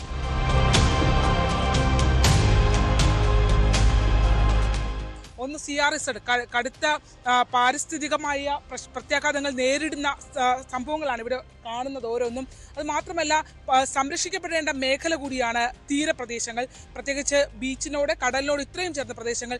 ഇവിടെ എങ്ങനെയാണ് ഇത്ര മോശം നിർമ്മിതിക്ക് ഉള്ള അനുമതി ലഭിച്ചു എന്നുള്ളതാണ് അന്വേഷിക്കേണ്ടത്. വരും ദിവസങ്ങളിൽ നമ്മൾ അത് തുടരും. തൊട്ടപ്പുറത്താണ് ബീച്ച് എന്നുള്ളത്, ഈ മറയ്ക്കപ്പുറം ബീച്ചാണ് എന്നുള്ളത് നമ്മൾ കാണുമ്പോഴാണ് ഇത്രയും ശോചനീയമായ സാഹചര്യത്തിലൂടെയാണ് ആലപ്പുഴ ബീച്ച് കടന്നു പോകുന്നത് എന്നുള്ളത് വ്യക്തമാക്കുന്നത്. 4 തൊഴിലാളികൾ ഇപ്പോൾ നിൽപ്പുണ്ട്. ഈ കാണുന്ന 1 ഏക്കറോളം ഏക്കറോളം വരുന്ന സ്ഥലത്ത് വ്യാപിച്ചു കിടക്കുന്ന ഈ പാർക്ക് ഇവിടെ ഈ 4 തൊഴിലാളികൾ പേരിന് മാത്രം കാണിച്ച് 15 ദിവസക്കാലമായി മാലിന്യ കൂമ്പാരമായിട്ടാണ് ഇവിടം ഉപേക്ഷിച്ചു പോയിരിക്കുന്നത്. ഗുരുതര പാരിസ്ഥിതിക പ്രശ്നങ്ങൾ ഉൾപ്പെടെ ഉണ്ടാകും. ആലപ്പുഴയിൽ നിന്നും ശരണ്യ സ്നേഹജൻ, ന്യൂസ് 18. മാലിന്യ പ്രതിസന്ധി രൂക്ഷമായതിനെ തുടർന്ന് ആലപ്പുഴ ബീച്ചിനോട് ചേർന്നുള്ള DTPC നടത്തുന്ന വാട്ടർ തീം പാർക്കിലെ കനാലിലെ മത്സ്യങ്ങൾ ചത്തുപൊങ്ങി. തിലോപ്പിയ മത്സ്യങ്ങളാണ് കൂട്ടത്തോടെ ചത്തുപൊങ്ങിയത്.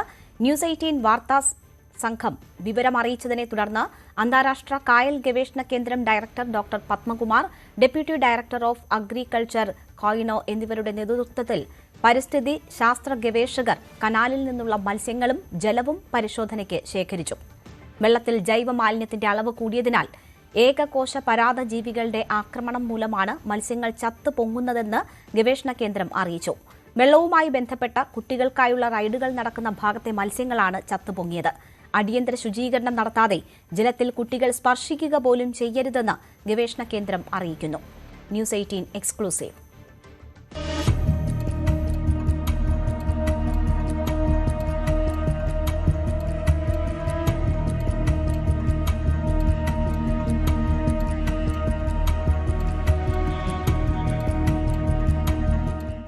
കേരളത്തിലെ തന്നെ ഏറ്റവും മനോഹരമായ ബീച്ചുകളിൽ ഒന്ന് എന്നാണ് ആലപ്പുഴയെ വിശേഷിപ്പിച്ചിരുന്നത്. അത്രയധികം തീരമാണ് ആലപ്പുഴയ്ക്ക് ഉള്ളത്. ആ പഞ്ചാര മണൽ വിതറിയ ആ ബീച്ചിന് എന്ത് സംഭവിച്ചു? അതിരൂക്ഷമായ മാലിന്യ പ്രശ്നമാണ് ആലപ്പുഴ ബീച്ചും പരിസര പ്രദേശങ്ങളിലും ഉള്ളത്. നമ്മൾ ഇപ്പോൾ ഉള്ളത് ആലപ്പുഴ ബീച്ചിനോട് ചേർന്നിട്ട് ഉള്ള ഒരു കനാൽ ഭാഗത്താണ്.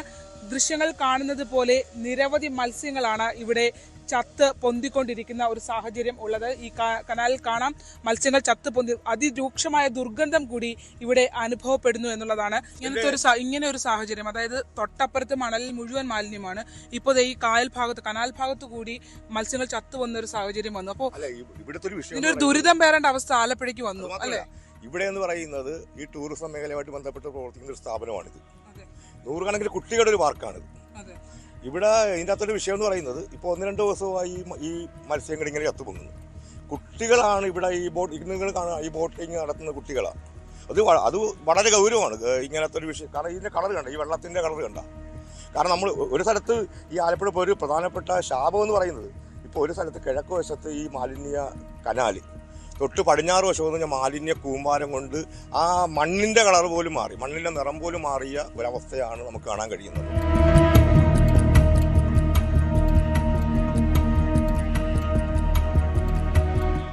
ആലപ്പുഴ നഗരസഭ ചെയർപേഴ്സൺ മോളി ജേക്കബും ഒപ്പം തന്നെ ആരോഗ്യ സ്റ്റാൻഡിംഗ് കമ്മിറ്റി ചെയർമാൻ നൌഫലും ഇവിടെ എത്തിയിട്ടുണ്ട്. അതായത് നമ്മൾ നേരത്തെ മത്സ്യങ്ങൾ ചത്ത് പൊന്തിയ സ്ഥലത്താണ് ഇവരിപ്പോൾ പരിശോധനയ്ക്കായി എത്തിയത്. ഈ സാഹചര്യം കണ്ടിട്ട് എന്താണ് തോന്നുന്നത്? കണ്ടിട്ട് വല്ലാത്ത സ്മെല്ലുണ്ട്. കാരണം എനിക്ക് തോന്നുന്നു 2-3 ദിവസം ആയെന്ന് തോന്നുന്നു ഇത് ചത്ത് പൊങ്ങിയിട്ട്. അപ്പം ഞങ്ങളിപ്പോൾ DTPCയുടെ ചെയർമാനെ വിളിച്ചിരുന്നു. പുള്ളി ഉടനെ തന്നെ അതിന് വേണ്ട ചെയ്യാമെന്ന് പറഞ്ഞിട്ടുണ്ട്. പൊല്യൂഷൻ കൺട്രോളിൽ വിളിച്ചിട്ടുണ്ട്. അപ്പോൾ അവർ വന്ന് ചെക്ക് ചെയ്യാൻ പറഞ്ഞിട്ടുണ്ട്. അപ്പോൾ അതിന് 2 കൂട്ടരെ നമ്മൾ വിളിച്ച് അതിൻ്റെ കാര്യങ്ങൾ അറേഞ്ച് ചെയ്തിട്ടുണ്ട്.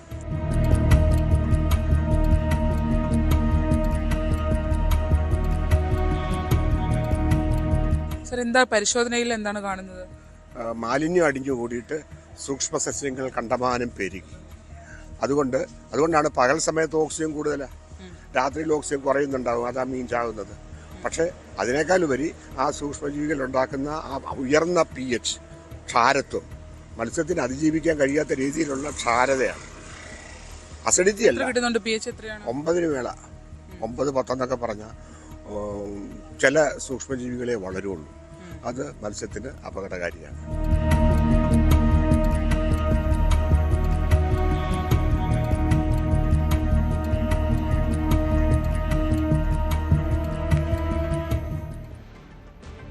ഇപ്പോൾ ധവളപത്രവുമായി ബന്ധപ്പെട്ട കാര്യങ്ങൾ വിശദീകരിച്ചുകൊണ്ട് മുഖ്യമന്ത്രി മാധ്യമങ്ങളെ കാണുന്നു. അതിലേക്ക്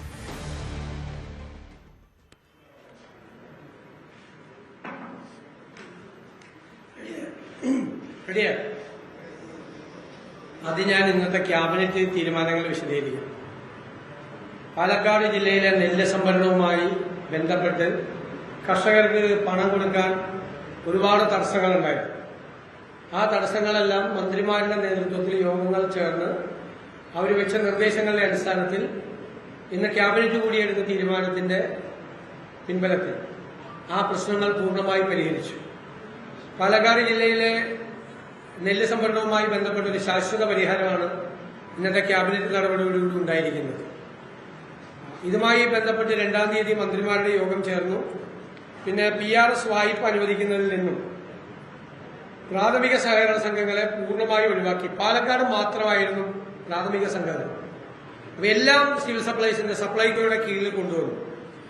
ഇതുവരെ 52 കോടി രൂപ ഈ പാക്സിന് പ്രൈമറി സംഘങ്ങൾക്ക് അവർ കൊടുത്തിട്ടുണ്ട്. ആ തുക കൺസോർഷ്യം കൊടുക്കും. SBI കാനറ ബാങ്ക് കൺസോർഷ്യവുമായിട്ട് നമ്മൾ ചർച്ച നടത്തി നമ്മൾ തീരുമാനം എടുത്തിട്ടുണ്ട്. അവർ കൂടി ആ കാര്യത്തിൽ സമ്മതിച്ചിട്ടുണ്ട്. അപ്പോ അതിനകത്തുള്ള തീരുമാനം പൂർണ്ണമായി എല്ലാവർക്കും പണം ഉടൻ തന്നെ വിതരണം ചെയ്യാൻ പറ്റും. പാലക്കാട് നെൽകർഷകർ ഒരു വലിയ തടസ്സമായിട്ട് നിന്നിട്ട് എല്ലാ തടസ്സങ്ങളും നീക്കി. പിന്നെ ബഹുമാനപ്പെട്ട കേരള ഹൈക്കോടതിയിൽ സംസ്ഥാന സർക്കാർ കേസുകൾ കൈകാര്യം ചെയ്യുന്നതിനായി സ്പെഷ്യൽ ഗൗശാലയിലുണ്ടായ സ്ഫോടനത്തിൽ അപകടത്തിൽപ്പെട്ടവർക്ക്, അതായത് ചികിത്സയിലിരിക്കെ മരണപ്പെട്ടവരുടെ ആശ്രിതർ, അപകട സ്ഥലത്ത് നിന്ന് ലഭിച്ച ശരീര ഭാഗങ്ങളുടെ DNA പരിശോധനയിൽ കണ്ടെത്തിയവരുടെ ആശ്രിതർ എന്നിവർക്ക് എല്ലാവർക്കും 14 ലക്ഷം രൂപ വെച്ച് ധനസഹായം അനുവദിക്കുന്ന കാര്യത്തിൽ തീരുമാനമെടുത്തു. ഓരോ വകുപ്പിന് കീഴിലും പ്രവർത്തിക്കുന്ന വിവിധ ബോർഡ് കോർപ്പറേഷനുകളിൽ മുൻ സർക്കാരിന്റെ കാലത്ത് നിയമിതരായി ഇപ്പോഴും തുടർന്നു വരുന്ന ചെയർമാൻ, വൈസ് ചെയർമാൻ എന്നിവരെ തൽസ്ഥാനത്ത് നിന്നും നിയമാനുസൃതമായി മാറ്റുന്നതിന് സ്വതന്ത്ര നടപടികൾ സ്വീകരിക്കാൻ തീരുമാനിച്ചിട്ടുണ്ട്. അപ്രകാരം വരുന്ന ഒഴിവുകളിൽ നിയമാനുസൃതം പുതിയ നിയമനങ്ങൾ നടത്തും.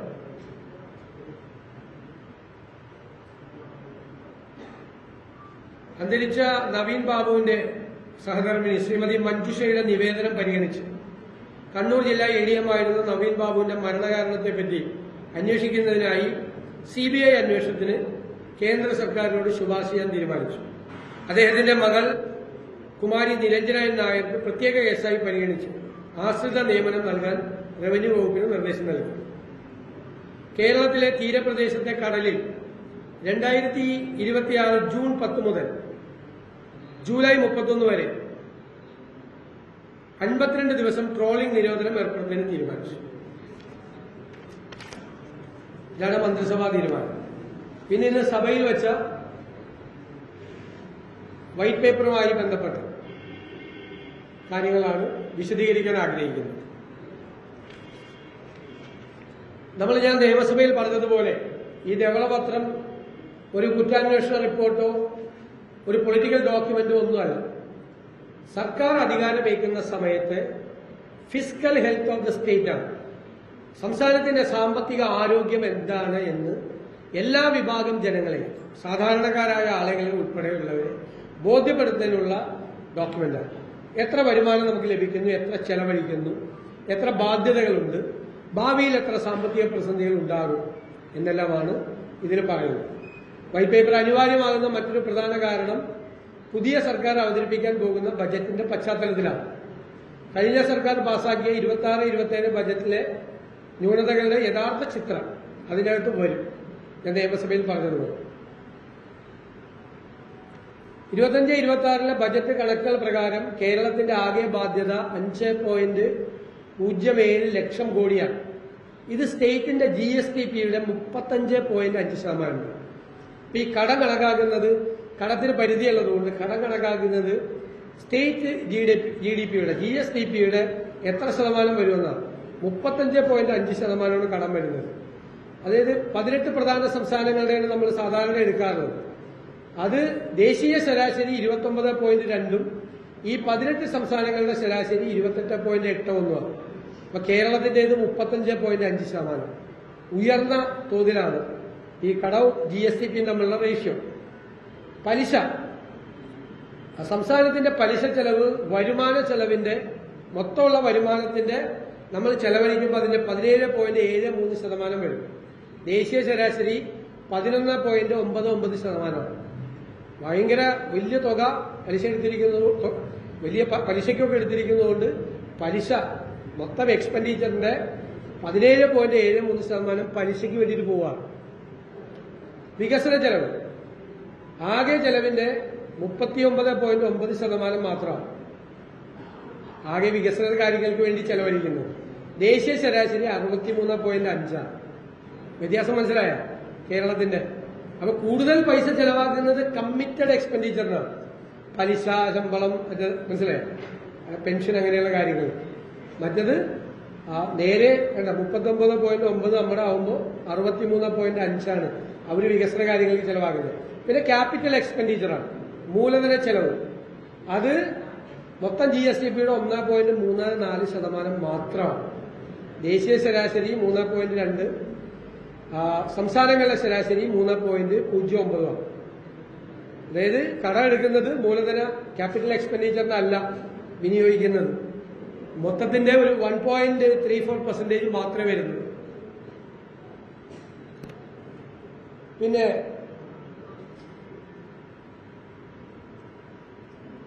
ഇതാണ് ഏറ്റവും പ്രധാനപ്പെട്ട കാര്യം. ഞാനിന്നിപ്പോൾ നിയമസഭയിൽ പറയേണ്ട ഒരു സാഹചര്യം ഉണ്ടായതുകൊണ്ടാണ്. അതായത് 35,000 കോടി രൂപയുടെ പ്ലാനാണ് നിലവിലുള്ള പ്ലാൻ. അതിനല്ല ഞങ്ങൾ ഗവൺമെന്റ് ഓൾട്ടർനേറ്റീവ് മെമ്മോറാണ്ടം കൊണ്ടുവന്ന് ബജറ്റ് കൊണ്ടുവരുന്നത്.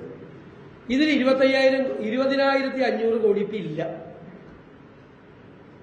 15,000 കോടി ബാക്കിയുള്ളൂ. കഴിഞ്ഞ ഗവൺമെന്റിന്റെ കാലത്ത് തെറ്റായ കണക്കാണ്. പ്ലാൻ അങ്ങനെ ഒരിക്കലും കൂട്ടാൻ പാടില്ല.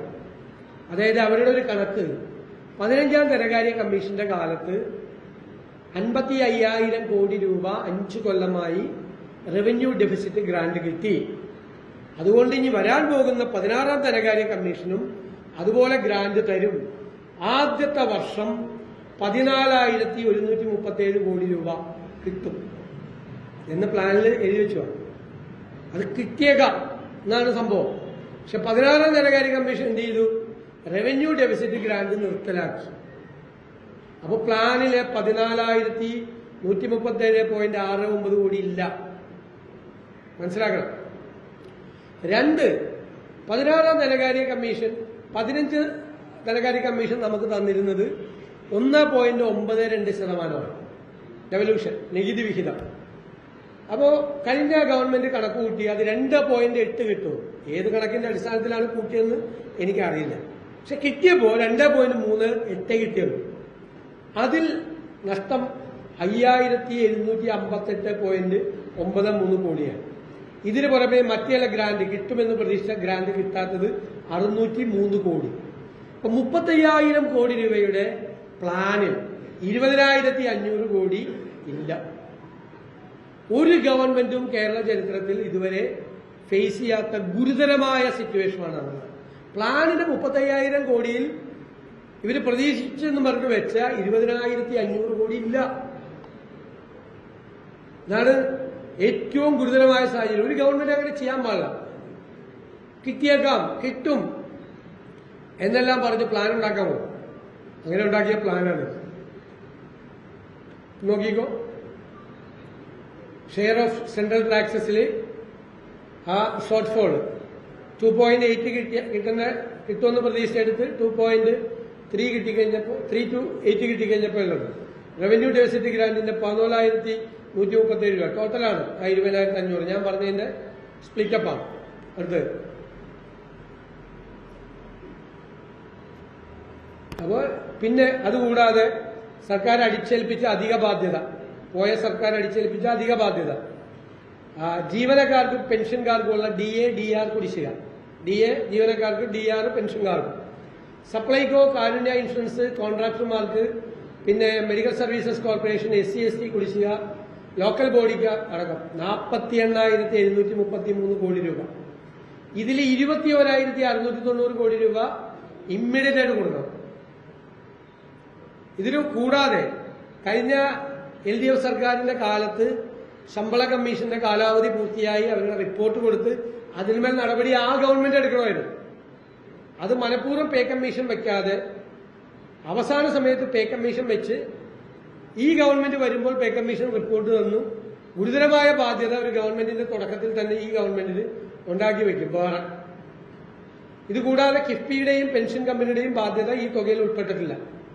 അല്ലാതെയാണ് ഇത്രയും ഹ്യൂജ് എമൗണ്ട് വരുന്നത്. നോക്കിക്കോ, DRES 21,670, DR എന്ന് പറഞ്ഞ പെൻഷൻകാർക്കുള്ളത് 14,000.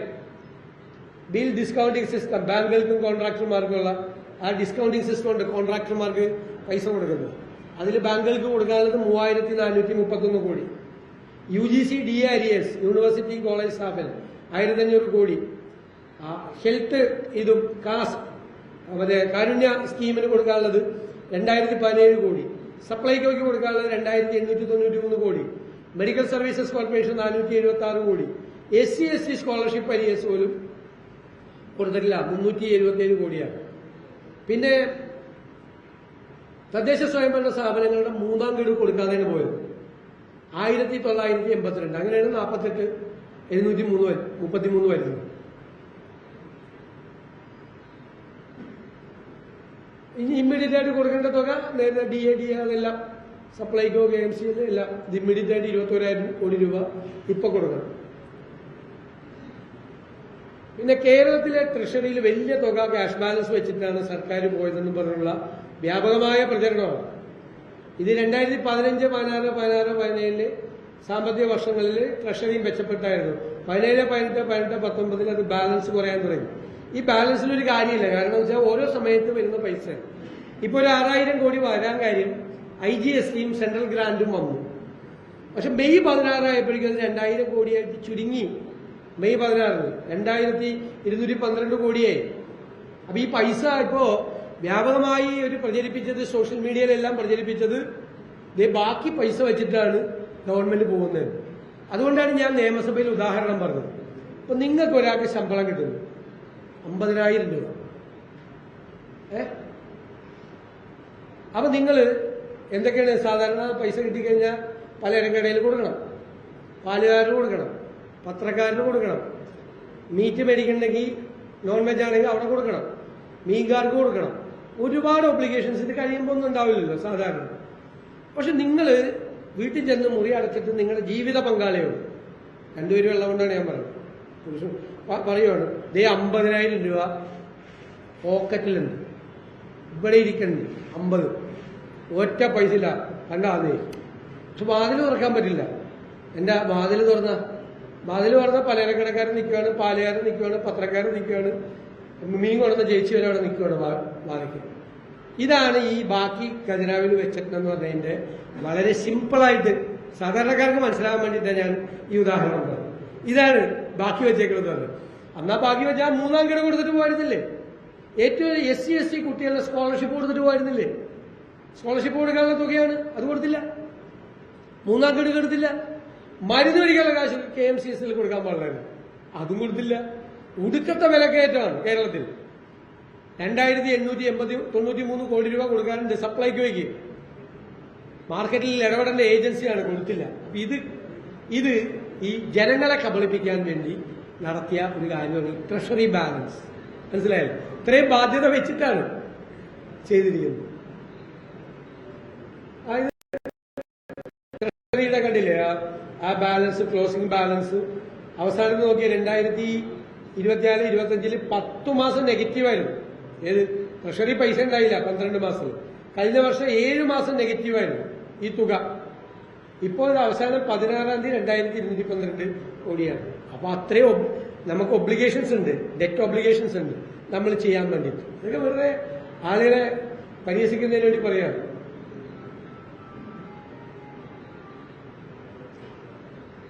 ഇപ്പൊ പദ്ധതി എക്സ്പെൻഡിച്ചർ കാണിക്കുന്നതിനും ഒരു ചെറിയ കൗശലം കാണിക്കുന്നുണ്ട്.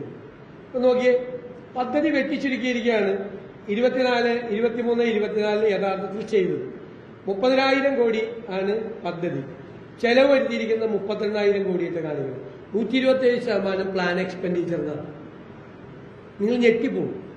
അതായത് പ്ലാനിൽ കട്ട് ചെയ്തേക്കുവാണ്. ശരിക്കും 30,000 കോടിയിൽ വലിയ തുക ഈ 24, 25, 23, 24 കുറവ് വന്നു. വലിയ തുക പ്ലാൻ സൈസിൽ അല്ലേ കട്ട് ചെയ്തു. ഇതെന്താ ഇങ്ങനത്തെ കണക്ക് വന്നതെന്നറിയാമോ? കിഫ്ബിയുടെ പൈസ, പെൻഷൻ ഫണ്ടിന്റെ പൈസ, ട്രാൻസ്പോർട്ടിന്റെ പൈസക്ക് ഇതിന്റെ കൂടെ കൂടിയേക്കും. അതെങ്ങനെ പ്ലാൻ എക്സ്പെൻഡിച്ചർ ആവുന്നു? കണക്ക് റിയലിസ്റ്റിക് അല്ല. ഫിനാൻസ് പോലും അറിയാതെയാണ് ഇങ്ങനത്തെ ഒരു കണക്ക് തയ്യാറാക്കിയത്.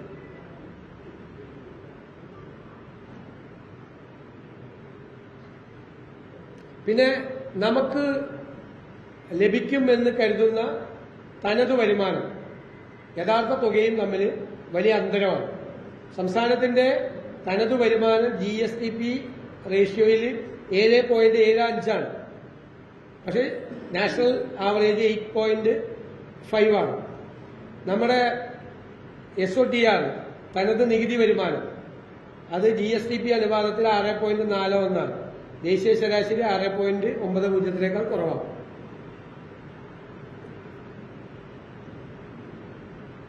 ഇനി കിഫ്ബി ഒരു പ്രതിഭാസമാണ്. അതായത് ബഡ്ജറ്റ് ചെയ്തൊരു എക്സ്ട്രാ ബഡ്ജറ്ററി ആണെന്ന് പറഞ്ഞിട്ട് ഉണ്ടാക്കിയതാണ്. എന്ത് ഗുണമാണ് അതുകൊണ്ട് ഉണ്ടാക്കിയതെന്ന് കൂടി വ്യക്തമാണ്.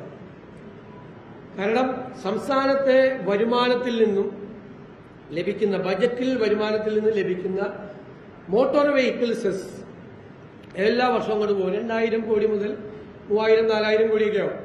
അതാണ് അവരുടെ അടിസ്ഥാന ഫണ്ട്. അപ്പം അത് ബജറ്റിൽ നിന്ന് കൊടുക്കുന്നതാണ്. അവര് കടം മേടിക്കും. കടം മേടിക്കുന്ന വലിയ പലിശയ്ക്കാണ്. അതിനെക്കുറിച്ച് വലിയ ആക്ഷേപമുണ്ട്. വലിയ പലിശയ്ക്ക് കടം മേടിക്കും. കടം മേടിക്കുമ്പോൾ സോവറിൻ ഗ്യാരണ്ടി സ്റ്റേറ്റ് കൊടുക്കണം. അതായത് ഇവർക്ക് അടയ്ക്കാൻ പറ്റില്ല. കാരണം ഇവരുടെ ഇൻകം ജനറേറ്റിംഗ് ആയിട്ടുള്ള വരുമാനം ഉണ്ടാക്കുന്ന ഒരു പദ്ധതിയും കിഫ്ബിയിലില്ല. അപ്പോൾ കിഫ്ബിക്ക് ഒറ്റയ്ക്ക് തിരിച്ചടയ്ക്കാൻ പറ്റില്ല. അപ്പൊ എന്ത് ചെയ്യും? വീണ്ടും സർക്കാരിലേക്ക് വരും. അപ്പൊ സർക്കാർ തന്നെ പണം അടിസ്ഥാന ഫണ്ടും കൊടുക്കണം, കടം മേടിക്കുന്ന തുകയും സർക്കാർ കൊടുക്കണം. അതിന്റെ വലിയ പലിശ, ഭയങ്കര പലിശ, ഞാൻ കാണിച്ചു തരാം. വലിയ പലിശക്കാണ് കടം മേടിച്ചിരിക്കുന്നത്. ഈ പലിശയും സർക്കാർ കൊടുക്കണം. അപ്പൊ സർക്കാരിന്റെ മീതെയുള്ള ഒരു ബാധ്യതയാണ്. ഇത് സർക്കാരിന് പുറത്താണ് പ്രവർത്തിച്ചിരുന്നത്. ധനകാര്യ വകുപ്പിനെ പോലും അറിയിക്കാതെ പ്രത്യേക സാമ്രാജ്യമായിരുന്നു കിഫ്ബിയുടെ സാമ്രാജ്യം. അപ്പൊ ഞങ്ങൾ തീരുമാനിച്ചിരിക്കുന്നത്, ക്യാബിനറ്റും തീരുമാനിച്ചിട്ടുണ്ട്, അത് ഒരു പഠനം നടത്തി എന്താണ് ചെയ്യേണ്ടത്, ദോഷകരമല്ലാത്ത രീതിയിൽ ഒരു തീരുമാനം കിഫ്ബിയുടെ കാര്യത്തിലുണ്ടാവും പഠനം നടത്തിയതിനു ശേഷം.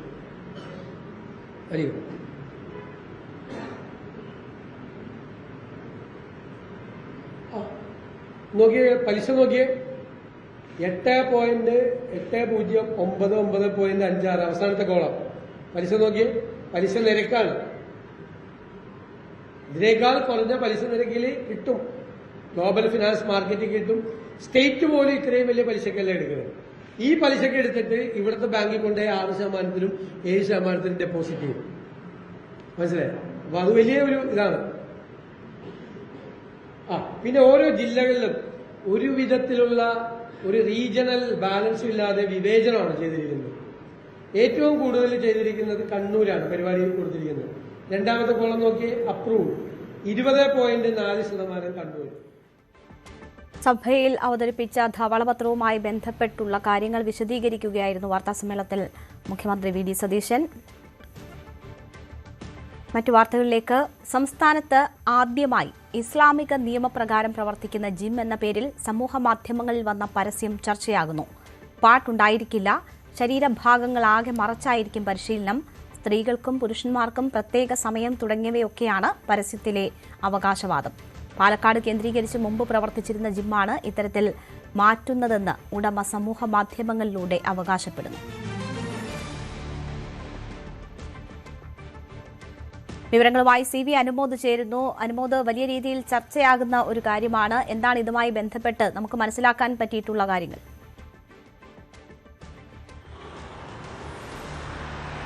രേണുക, പാലക്കാട് പുതുനഗരത്തിലാണ് ഇത്തരത്തിലൊരു ജിം തുടങ്ങുന്നു എന്ന പരസ്യവുമായിട്ട് സാമൂഹ്യ മാധ്യമങ്ങളിൽ ഈ ജിമ്മിൻ്റെ ഉടമ തന്നെ രംഗത്ത് വരുന്നത്. ഇസ്ലാമിക് ഫ്രണ്ട്ലി ജിം, അതായത് സംസ്ഥാനത്തെ ആദ്യത്തെ ഇസ്ലാമിക് ഫ്രണ്ട്ലി ജിമ്മാണ് ഇവിടെ തുടങ്ങാൻ പോകുന്നത് എന്നാണ് അവരുടെ പ്രധാനപ്പെട്ട അവകാശവാദം. ഇവിടെ സംഗീതം, മ്യൂസിക് ഉണ്ടാവുകയില്ല. അതുപോലെ തന്നെ ശരീരം മറയ്ക്കുന്ന തരത്തിൽ, ഇസ്ലാമിക നിയമപ്രകാരം ശരീരം മറയ്ക്കുന്ന തരത്തിലുള്ള വസ്ത്രം ധരിച്ചുകൊണ്ടായിരിക്കും ഇവിടെ പരിശീലനത്തിന് അനുവാദം ഉണ്ടാവുക. സ്ത്രീകൾക്കും പുരുഷന്മാർക്കും വെവ്വേറെ രീതിയിൽ സംവിധാനങ്ങൾ ഒരുക്കിയിട്ടുണ്ട്. അതായത് സ്ത്രീയും പുരുഷനും ഒരിക്കലും ഇടകലർന്നുകൊണ്ടുള്ള ഒരു പരിശീലനം ഉണ്ടാവില്ല. മാത്രമല്ല ഇസ്ലാമിക നിയമപ്രകാരം ശരീരം മറച്ചുകൊണ്ട് മാത്രമേ ഇവിടേക്ക് എത്താൻ കഴിയുകയുള്ളൂ. ഇസ്ലാമിക നിയമപ്രകാരം എങ്ങനെയാണോ ശരീരം മറയ്ക്കണമെന്ന് നിഷ്കർഷിക്കുന്നത് അതുപോലെ ശരീരം മറച്ചുകൊണ്ട് ഇവിടെ പരിശീലനത്തിനെത്താൻ സാധിക്കുകയുള്ളൂ എന്നീ കാര്യങ്ങളാണ് പ്രധാനമായിട്ടും എടുത്തു പറയേണ്ടതായിട്ടുള്ളത്. മുംബൈയുടെയും ഇതുപോലെ ഇസ്ലാമിക നിയമപ്രകാരം പ്രവർത്തിക്കുന്ന ഒരു ജിമ്മ് എന്നത് കേട്ടിട്ടില്ല. അതുകൊണ്ട് തന്നെ ആദ്യമായിട്ട് അത്തരത്തിലുള്ള ഇസ്ലാമിക് ഫ്രണ്ട്ലി ജിം എന്ന തരത്തിലേക്കാണ് ഇതിനെ കൊണ്ടുവരാൻ ഉടമ ശ്രമിച്ചിട്ടുള്ളത്. മുൻപ് ഇവിടെ ഉണ്ടായിരുന്ന ജിമ്മാണ് അത് ഇപ്പോൾ നവീകരിച്ച് രണ്ടാമത് പ്രവർത്തിക്കാൻ തുടങ്ങുകയാണ്. അതിന് മുന്നോടിയായിട്ടാണ് ഇത്തരത്തിലൊരു പരസ്യം അല്ലെങ്കിൽ ഇത്തരത്തിലൊരു അറിയിപ്പ് സാമൂഹ്യ മാധ്യമങ്ങളിൽ നൽകിയിട്ടുള്ളത്.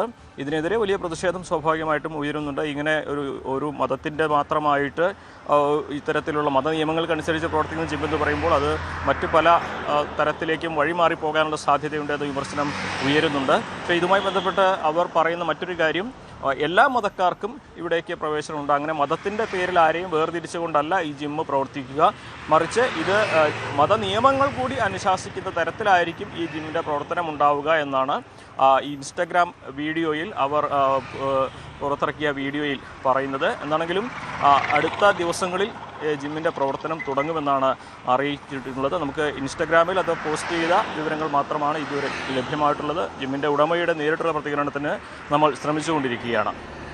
രേണുക, CV അനുമോദാണ് വിവരങ്ങൾ നൽകിയത്. ഇന്ത്യൻ T20 ക്യാപ്റ്റനാകാൻ സഞ്ജു സാംസൺ. ചരിത്രത്തിൽ ആദ്യമായി ഒരു മലയാളി താരം ഇന്ത്യൻ ക്യാപ്റ്റനാകുമോ? ICC T20 ലോകകപ്പിലെ പ്ലെയർ ഓഫ് ദി ടൂർണമെന്റ് നേടിയതോടെ സഞ്ജുവിലേക്കാണ് കണ്ണുകൾ. ശ്രേയസ് അയ്യർ, തിലക് വർമ്മ എന്നിവർ ക്യാപ്റ്റൻസി മത്സര രംഗത്തുണ്ട്. ഹരികൃഷ്ണൻ വിവരങ്ങളുമായി ചേരുന്നു.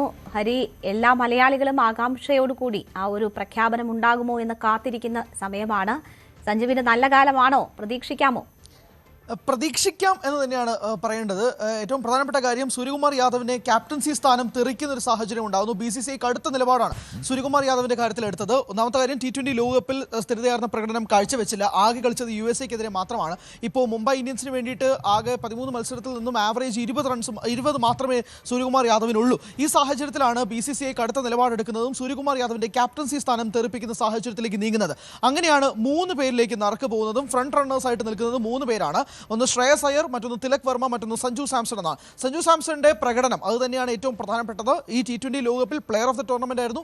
5 കളികളിൽ നിന്ന് 321 റൺസ്. അതിൽ virtual quarter final, semi final, ഫൈനലിൽ 89, 97, 97, 89, 97 എന്നീ 3 സ്കോറുകൾ എടുത്തതോടുകൂടി സഞ്ജുവിന്റെ ഡിമാൻഡ് കൂടുതലായിട്ട് തന്നെ വന്നു. അതുകൊണ്ട് തന്നെ ഇന്ത്യൻ ടീമിലേക്ക് T20 സ്ക്വാഡിലേക്ക് ക്യാപ്റ്റൻ ആകുമോ എന്ന് നിർണായക ചോദ്യം നിൽക്കുകയാണ്. അങ്ങനെയാണെങ്കിൽ ചരിത്രത്തിൽ ആദ്യമായിട്ട് ഒരു മലയാളി താരം ഇന്ത്യൻ ടീമിന്റെ ക്യാപ്റ്റൻ ആകുന്നു എന്നുള്ള ഒരു റെക്കോർഡ് കൂടി സ്വന്തമാകുന്നു. അതിലേക്ക് തന്നെയാണ് എല്ലാവരും നോക്കുന്നത്. പക്ഷേ കാര്യങ്ങൾ കുറച്ചുകൂടെ കടുപ്പമാണ്. ശ്രേയസ് അയ്യറും തിലക് വർമ്മ എന്ന 2 താരങ്ങൾ നിൽക്കുന്നു. ശ്രേയസ് അയ്യർ നിലവിൽ T20 ടീമിൽ പോലും ഇടമില്ല. പക്ഷേ ഫ്രാഞ്ചൈസ് ക്രിക്കറ്റിന് വേണ്ടിയിട്ട് ശ്രേയസ് അയ്യർ നൽകുന്ന സംഭാവനകൾ ആസ് എ ക്യാപ്റ്റൻ അത് കണക്കിലാക്കിക്കൊണ്ടാണ് ശ്രേയസ് അയ്യറിനെ ടീമിലേക്ക് ഉൾപ്പെടുത്തിക്കൊണ്ട് ക്യാപ്റ്റൻസി സ്ഥാനം തന്നെ നൽകിക്കൊണ്ട് ടീമിലേക്ക് ഉൾപ്പെടുത്താം എന്നുള്ള ചോദ്യം BCCIന് മുന്നിൽ നിൽക്കുന്നത്. അതോടൊപ്പം തന്നെ തിലക് വർമ്മ ഡൊമസ്റ്റിക് ടീമിൽ കളിക്കുന്ന അല്ലെങ്കിൽ ഫ്രാഞ്ചൈസ് ക്രിക്കറ്റിൽ കളിക്കുന്ന ഗംഭീരമായിട്ട് കളിക്കുന്ന, അതോടൊപ്പം തന്നെ ഇടംകൈയൻ ടോപ്പ് ഓർഡർ ബാറ്റർ തിലക് വർമ്മയിൽ നിന്നും കൂടുതൽ സംഭാവനകൾ പ്രതീക്ഷിക്കാനും അദ്ദേഹത്തിന്റെ ക്യാപ്റ്റൻസി സ്കിൽ, അദ്ദേഹം ഇതുവരെ ഫ്രാഞ്ചൈസ് ക്രിക്കറ്റിൽ ക്യാപ്റ്റൻ ചെയ്തിട്ടില്ല. ആ സാഹചര്യത്തിൽ തിലക് വർമ്മയ്ക്ക് ഇങ്ങനെ നിൽക്കുകയാണ്. കൂടുതൽ സാധ്യത സഞ്ജുവിന് പറയാൻ കാരണം, ഒന്ന് ഫ്രാഞ്ചൈസ് ക്രിക്കറ്റിലും ക്യാപ്റ്റനായിട്ടുണ്ട്. രാജസ്ഥാൻ റോയൽസിലും ക്യാപ്റ്റനായി നിന്ന പ്ലെയറാണ് സഞ്ജു. ഇപ്പോൾ ചെന്നൈ സൂപ്പർ കിങ്സിന് വേണ്ടി നിൽക്കുന്നുണ്ടെങ്കിൽ പോലും ക്യാപ്റ്റൻസി അദ്ദേഹത്തിന് വഴങ്ങുന്ന ഒരു കാര്യമാണ്. അതോടൊപ്പം തന്നെ പ്ലെയർ ഓഫ് ദി ടൂർണമെന്റ് ആയിട്ട് അദ്ദേഹം നിൽക്കുന്നൊരു സാഹചര്യവുമുണ്ട്. ശ്രേയസ് അയ്യറിന് ഒരു ഡിഫക്റ്റ് പറയാനുള്ള, അദ്ദേഹം T20 സ്ക്വാഡിലില്ല.